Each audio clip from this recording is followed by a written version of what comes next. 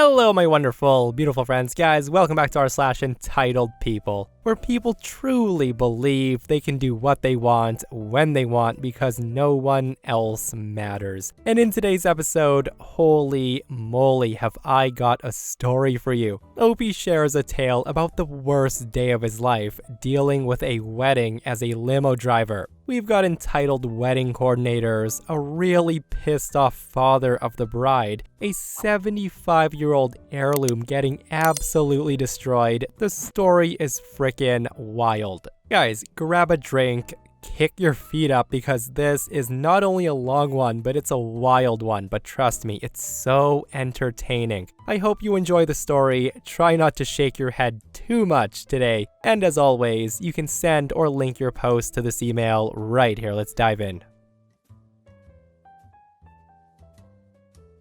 Okay, so this is an extremely long and involved story. And if you skim or skip sections, you'll miss out on details or colorful descriptions. All of it is 100% true, and it happened over 20 years ago. So that said, it's Saturday, April 26, 2003. I was a part-time limo driver, working mostly on weekends to pay off my student loans. On this particular Saturday morning, I slept through my alarm and completely missed my airport drop-off for a VIP corporate client. My day was starting off really bad, but little did I know it would turn out to be one of the worst days in my life. In fact, I've yet to have one come even close to topping it. I'm gonna tell it in a humorous way as possible, because if you can't laugh at your own misfortune, who can you laugh at? So setting the scene, it's 9:45 a.m. and I really messed up by sleeping through my alarm. So I arrive hours late to work, hoping that the boss would give me another run. I'm without a shower and soon discovered my top button of my new dress shirt came off. Add more aggravation to an already sour mood. I'm about an 8 out of 10 on the pissed off scale at this point. At around 9:50 to 10:10 a.m., the boss proceeds to yell and scream at me for 20 minutes. How this was one of his best corporate accounts, we might lose it, yada yada yada. He's normally reasonable, but he was having an equally bad day, and he was blaming me for stuff I hadn't even done or was close to being a part of. Since he's so pissed, I just let him vent because I deserved it. Slide back to about a 6 out of 10 on the pissed off scale, but 10 out of 10 on the guilty and charged scale. At 10:10 to 10:45 a.m., the boss makes me clean out several limos for no pay. We only get paid driving limos, and cleaning is not driving, so no pay. He then hints at giving me another run, possibly a wedding. Now, I know the only wedding left for the day is a 12 p.m. pickup in the middle of downtown LA, which is an hour and 10-minute drive through traffic. There's no way he would give that to me with less than an hour and 20 minutes. Well, sure enough, the boss, still royally pissed at me, gives me the worst limo on the lot as punishment, and I still have to clean it up and get it ready to take customers. He then tells me, "You'd better not be effing late for this." He then sends me on my way at 10:50 a.m. I don't even get a chance to look at the details. I think I'll do so when I get there. At 12:05 p.m., I arrive at downtown LA hotel to pick up the groom and groomsmen to take to UCLA campus church. Now, I want to note that I'm 5 minutes late because of traffic. I'm peeved, but I attempt to make the best of the situation. I'm about a 9 out of 10 on the pissed off scale. From here, there's traffic the entire way to the church near the UCLA campus, which is across town, because it's effing LA, and the surface streets are packed because of some event. I pull up at 12:50 p.m. for a 1:30 p.m. wedding, and I thought to myself, I made it with time to spare. And for those not near LA, this trip should have taken closer to 30 minutes. However, when I pull up to the church, I get greeted by an irate wedding coordinator, aka sneaky wedding coordinator, and the father of the bride because I'm late, What the hell? I'm trying to explain how traffic works, but she's hearing none of it, and the father is screaming at me. While we're talking, I have the father of the bride sign the contract and the credit card receipt, and I'm wondering why she's so hellbent on me being late when I've got 30 minutes to spare. I've barely had a chance to check the run sheet other than names and destinations, but upon a quick glance, my scribbled mess of a run sheet says I'm to wait at the church for the wedding to end, then take them to the restaurant for dinner. Then the wedding coordinator finally drops a bomb on me. She says, you have to go pick up the bride and bridesmaids as well. The ceremony starts at 1:30. Hearing her say that, I reply, what? Hold on a minute. No, I'm not. It's not on the run sheet. I'm pretty sure I'm not supposed to pick them up.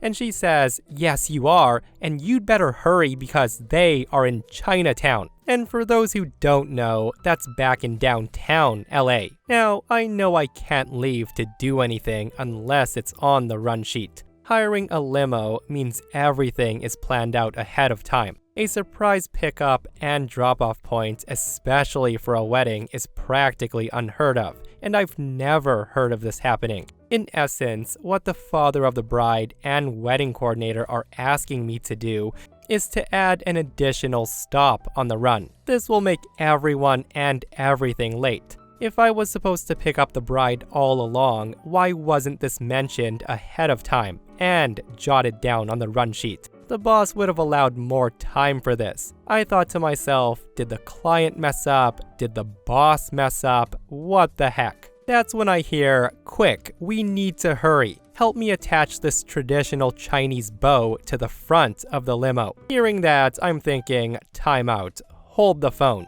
We now have 2 red flags, and now a red bow here. First, we have 2 unscheduled pickup and drop-off points, and second, nobody ever messes with the boss's limos. Ever. That's practically rule number 1. I glance over the chicken scratch of a scribbled mess that's my boss's handwriting, and I notice 2 words, halfway crossed out, the words being Chinese bow. At this point, I'm thinking maybe the boss changed his mind.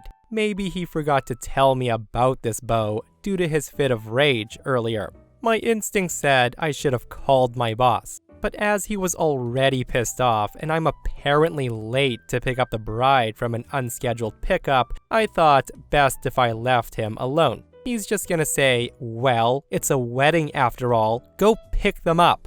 So I say, look, my boss doesn't like anyone attaching anything to the limo. And I hear, I've already talked with him about this. We don't have time. Here, pop the hood. And I just thought, well, I guess that's true. The bow was mentioned in the run sheet. I don't want to give my boss any more reason to execute me for pissing off a client. So she herself pops the hood of my limo. She then proceeds to tie down this bow as I'm distracted by an irate father of the bride who's freaking out, wondering why it took 50 minutes to get from downtown LA to UCLA.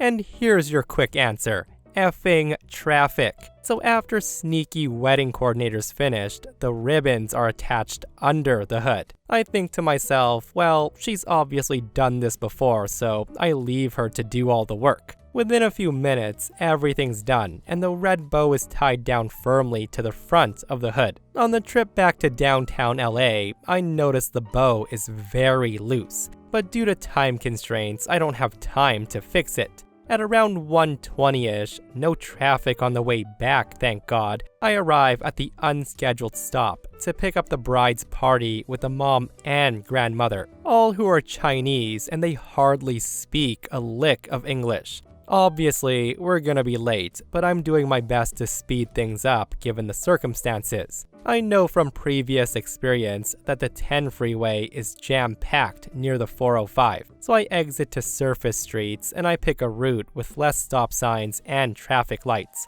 At around 1:45ish, we're on Sunset Boulevard, heading west at this point. We're making good time, but the arms of this bow are flapping like a wacky waving inflatable tube man in a hurricane. And that's when 3 things happen all at the same time. The traditional Chinese bow breaks loose from the front of the car, and it whips up and over the windshield, but it's still attached at the arms near the wipers. The two arm ribbons are hanging on for dear life in the wind and semi-blocking my view through the glass. Within seconds, the two ribbons rip from under the hood, and instantly all power goes out in the back of the limo. It's a complete blackout. The Chinese bow then goes sailing in the air and over the vehicle to land in a crumpled heap.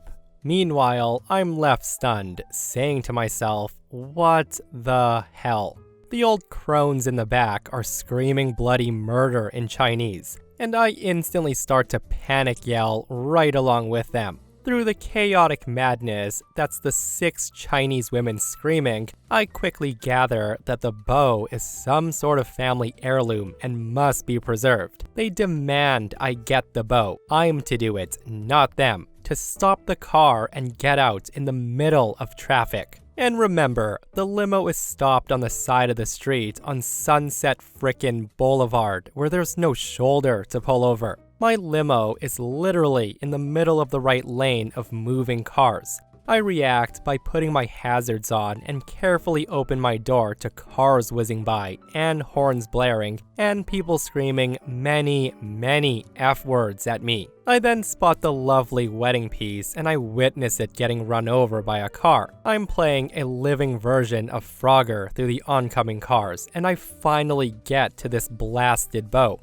I grab the damn thing and notice it's got tire marks on the ribbons, and parts of it have been shredded from the passing cars. I angrily toss the thing in the front seat and proceed to get some major squawking from the back. I'm thinking, now what? I'm about a 9 out of 10 on the pissed off scale. In the commotion, I hear, no, you have to put the bow back on the car. It's Chinese tradition. We can't move without the bow being on the car. It's bad luck. So I pop the hood and head back out into traffic, cursed bow in hand. Cars are still honking as they pass, and I just ignore them. I get the front of the bow reattached to the grill. As I lift the hood fully, I notice a large severed cable near the windshield. Well, little Miss Sneaky Wedding Coordinator had attached the arms of the ribbon to a thick electrical wire instead of to the frame of the vehicle. This electrical wire was the power to the back of the limo. All lights, stereo,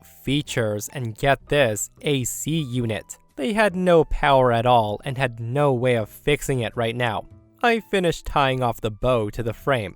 Hop back, drenched in sweat, and start the car and wave politely to the passing cop. At about 2:15 p.m., we arrive at the church, 45 minutes late to the wedding from an unscheduled pickup that was sprung up on me. I'm about 10 out of 10 on the pissed off scale. I'm greeted by both the father of the bride and the sneaky wedding coordinator. I have a few choice words for the wedding coordinator and the bride's Chinese father, who can't believe how slow I'm driving and wondering why I even have this job if I'm this useless. They blamed me for everything that happened. They chewed me out about the neglected pickup, the thing with the bow, and the fact that I arrived extremely late. They said I would be fired by the end of this day. At 2:30 p.m., the wedding starts, horribly delayed, and I break out the box of limo tools and I proceed to make some patch repairs the best I can.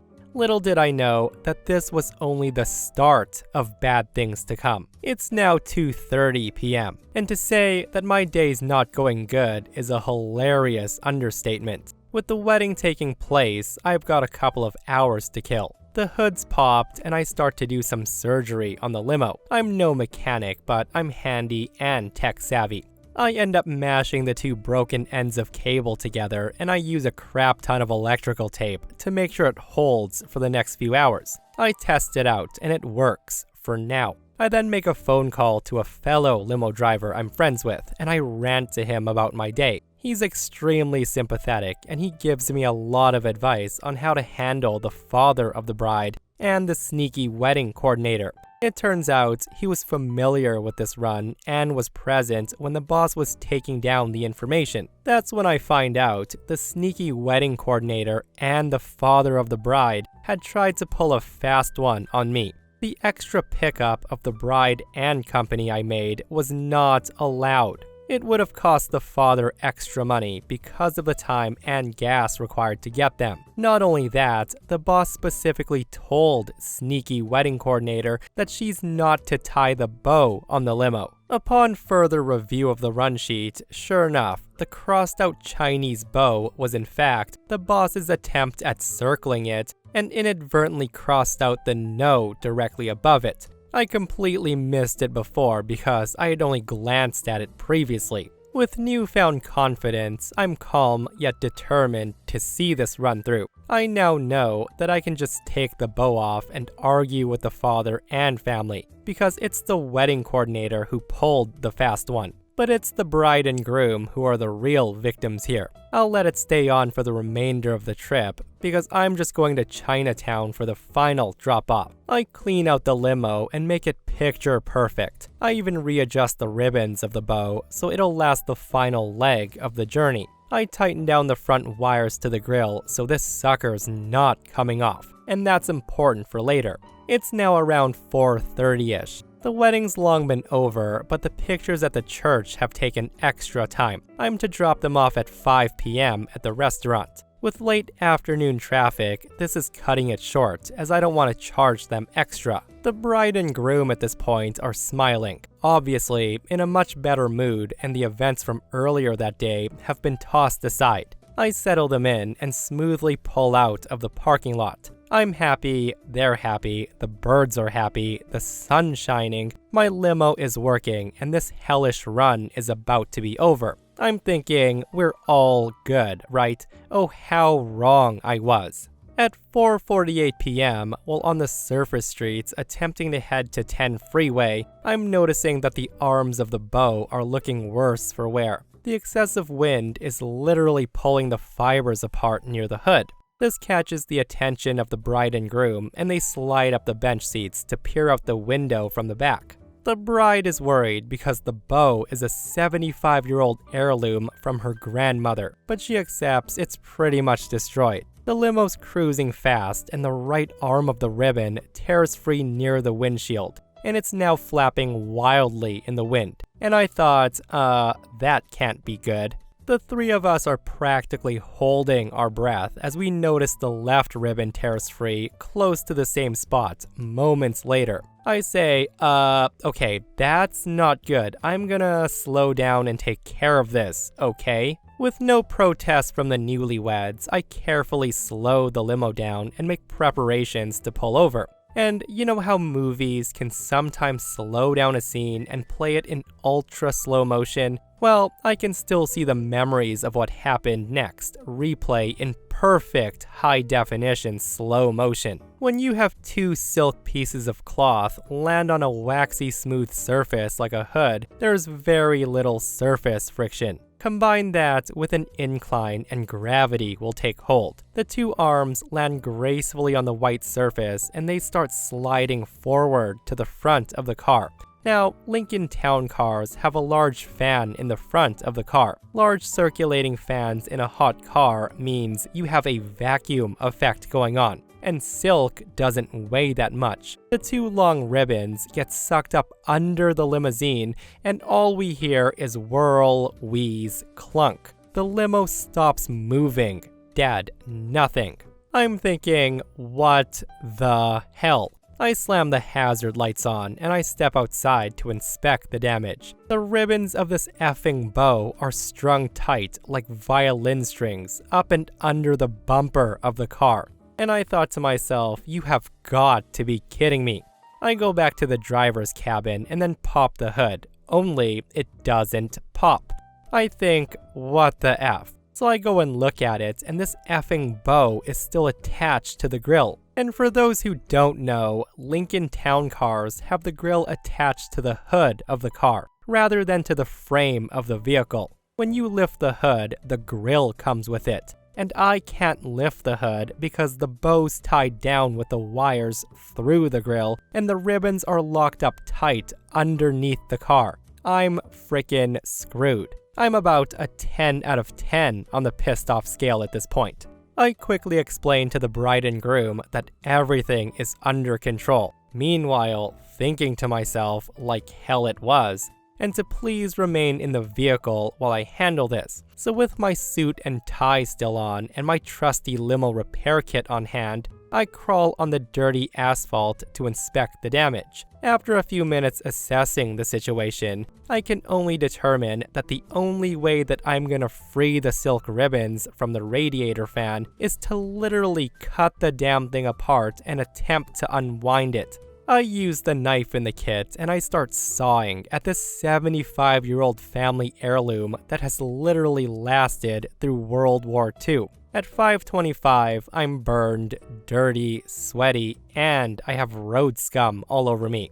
At this point, I'm about 11 out of 10 on the pissed off scale. I've managed to get the ribbons unwound, but they are shredded, and they're an unrecognizable greasy mess from what they once were. The bow is still locked in place on the grill, but at least the fan is spinning freely when I turned it. I throw the heap of frayed ribbons into the trunk, and I grumble all the way to the driver's seat. I then start the car. It works, and the bride and groom are in a heated phone conversation in Chinese. It's probably the family wondering where they are. At 6:15, I pull up to the restaurant to my final drop-off, but that's not the end of the story. Hell hath no fury like a father of the bride's scorn. So 6:15, I pull up to the restaurant to my final drop-off, an hour and 15 minutes late. I'm a 12 out of 10 on the pissed off scale, and possibly foaming at the mouth, I'm not sure. I'd been going over the details of the day in my head during the long traffic-ridden ride over. I'm pretty sure the father of the bride wasn't gonna pay an extra hour plus, and this added to my wrath.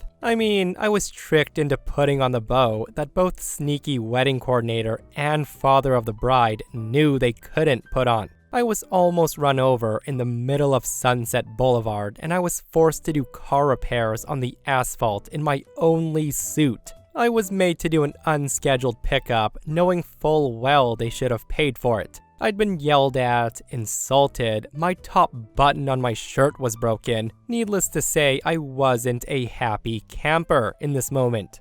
Maneuvering the limo to the side of the curb, we're cheerfully greeted by 30 wedding guests all outside, waiting to catch the first glimpse of the newlyweds. I'd been so focused on my inevitable confrontation with father of the bride that I neglected to fully grasp how the bride and groom were doing. They had been in the back of a sweltering hot limo with no power for close to 45 minutes, with no means to roll the windows down, and you can imagine what that would do to makeup and hair. I opened the door to a crowd of cheers, only to be followed by, "Oh," and then followed by awkward silence. The door in front of me is blocking my view, but the bride finally steps out. Her makeup was smeared, eyeliner dripping down, part of her base makeup was stained on her neckline. The crowd and I were speechless. Not only had she been crying, but her new husband was worse for wear, as he emerged looking like he ran an effing marathon. I just thought, holy crap, I was not expecting this. The father of the bride had daggers in his eyes. He starts to lose it, and all of his wrath is directed at me. He's screaming, saying, "What the F is this? You dare treat my daughter this way? I demand a full refund, and you are getting fired right now." Now, I've already experienced the wrath of this man twice today, and now I was about to get it again. He screams, "I'm going to sue you." At this point, I am so livid. I'll leave out the expletives I said during this epic rant, because I'm pretty sure what I said, I was legally insane at this point. I spouted off every swear word I could think of, and then made up a dozen more just for flavor. I was so pissed that I was ready to fight all 30 people and lose in glorious defeat, and I wouldn't have cared. The father of the bride had balled up his fist and he was ready to strike. And to his credit, he didn't, despite me foaming at the mouth ranting and my wild arm flailing motions. The crowd was stunned into silence, and the bride was weeping in her groom's arms. People from across the street were stopping to watch. The father of the bride stands his ground, and with controlled fury, he tells me he will not pay. According to him, I owe him the cost of this epic screw-up that occurred, and the reimbursement of the bow. And I'm thinking to myself, there's no way. You're not gonna charge me for ruining the bow after all that just happened, as he was the one that insisted it being placed on the limo when he was told no in the first place. This stuns me back to reality. My top had blown, my fury ebbed, and now I was able to think straight. He wants to sue me? Oh, hell no. That's when I say, wait, you're gonna sue me? I'm gonna sue you. Fact number 1, you knew you weren't allowed to put that effing bow on my limo, but you did it anyways. The boss told you over the phone absolutely no bow, but you conspired with this wedding coordinator and blindsided me to put it on. You lied, period. Fact number 2, your wife and daughter bride made me go out in traffic, endangering my life to go get a bow, an effing bow. The contract states that putting the driver in any danger, including life-threatening situations, is grounds of termination of the run. And fact number 3, that bow that you and sneaky wedding coordinator had me put on caused physical damage to the limo. Damage that you are responsible for. It severed a power line and possibly caused permanent engine damage. We should be suing you. Now, this speech, which I had rehearsed dozens of times in my head on the way over, had me running through line after line coherently. My throat was sore, my voice was shot, and my blood pressure was probably off the charts, but I was able to get all my points out. I'm pretty sure one of the guests whimpered, "Seriously, is his face purple?" And it probably was. The bluster from father-in-law was definitely gone at this point. He just stood there silent. With his daughter still sobbing and my own bluster fading, the scene became much more calm and controlled. I was still very pissed, but father of the bride wasn't finished with me yet. Just the shouting match had ended. He then says, "Let's talk about this," which was a sign that he knows what I said was true. He says, "Let's negotiate an arrangement in price." And seriously, this dude was negotiating with me. In front of 30 guests, his weeping bride of a daughter, and a stunned crowd still gathering. No attempt to take me aside or speak one-on-one. I was floored, honest to God stunned at his gall. I say, negotiate? What's to negotiate? It was your negotiating that started this whole thing. You ruined your daughter's wedding.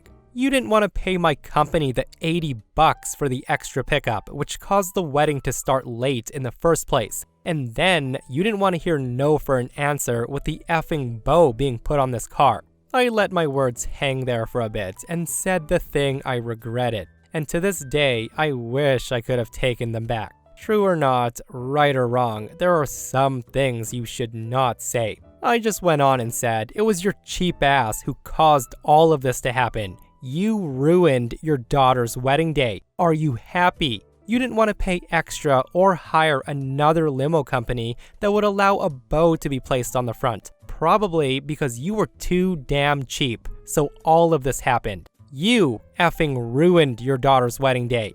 Not me. Do you know that? And this was a low blow. I should have just taken his attitude like a man. I should have let the boss handle all of this, and I should have done a lot of things, but I let my anger control me. Most of the guests just went inside, and others kept their distance, and the bride and groom just vanished. The father of the bride had tears welled up in his eyes, and his body was shuddering from the pain of it. My heart sank. If the wedding day wasn't already ruined, with that little outburst from me, it put the nail in the coffin. I had insulted a proud man in front of his family and relatives. At this point, all of my anger was gone. It vanished with the sight of this broken man who realized he royally screwed up. I croaked out a weak apology, but it was too late. The damage was done. We calmly discussed some things, and he agreed to not press any of the issues with the limo company. Nobody was suing anybody. I told him that I would do my best controlling my boss, but if there was permanent damage, there was nothing I could do about it. As we parted ways, he actually shook my hand, and then he hands me some money. And I'm thinking, he tipped me? Holy crap, the guy actually tipped me after all of this. My mind was swimming in what the hell just happened thoughts, and I hazily make my way to the car. I dial up my limo buddy, and I proceed to explain everything in as much detail as possible. I'm still on the phone as I pull into the nearest gas station to clock out. I put the nozzle in, start to fill the tank, and continue talking in animated detail. I'm wandering around as I talk, being pumped full of adrenaline and all, and that's when I notice something. I then burst out laughing, and my poor friend is wondering what the heck is going on. I can't breathe, I'm laughing so hard. Tears are actually welling up in my face, and I'm coughing to get air in my lungs. Through bursts of laughter, I say, the bow, it's still on the front of the car. The headpiece had never been removed from earlier. The boss was told the story in full gory details a few days later, after he calmed down. We never heard from the father of the bride or groom again, and they never called to claim the remains of their heirloom. The bow, however, became something of a legend at my old work, as the story got passed from driver to driver. In the end, the boss was still pissed at me for about a month, but as there was no permanent damage other than the severed cable, he eventually let it go. I've told this story hundreds of times to friends and family. It's brought a lot of anger and pain to me for a while, but I matured and grew a backbone. I can now laugh at my misfortune because I can't change the past, only learn from it. And here's a special note. If you are, or somehow know the Chinese couple who this story's about, please tell them this, to please accept my humblest apologies for all that happened this day. Now you know my side of the story. I'm truly sorry for all that happened that day. I wish you two the best of luck wherever you are, and my deepest sympathy goes out on your behalf. And for everyone else, thanks for taking a journey with me on the worst day I've ever had. What a roller coaster of a ride that was, guys, and I can only imagine how the bride and groom felt on what was supposed to be their special day. But on the bright side, at least they have a story to tell for the rest of their lives, right? And guys, I heard this said once, and I only hope someone said something like it to the bride and groom that day. I heard somebody once say, the worse the wedding day, the better the marriage. And that, my friends, brings us to another end of r/EntitledPeople. Guys, I hope you enjoyed today's stories. If you did, hit that thumbs up. And if you're not subscribed, consider subscribing so you don't miss these crazy stories. And if you missed the last episode on the channel, it's another r/EntitledPeople episode, which I think you'll enjoy. It's full of wild Karens causing trouble, and again, the stories are freaking wild. Go check it out if you haven't, and myself and Stevie Boy will see you guys in the next one. We love you.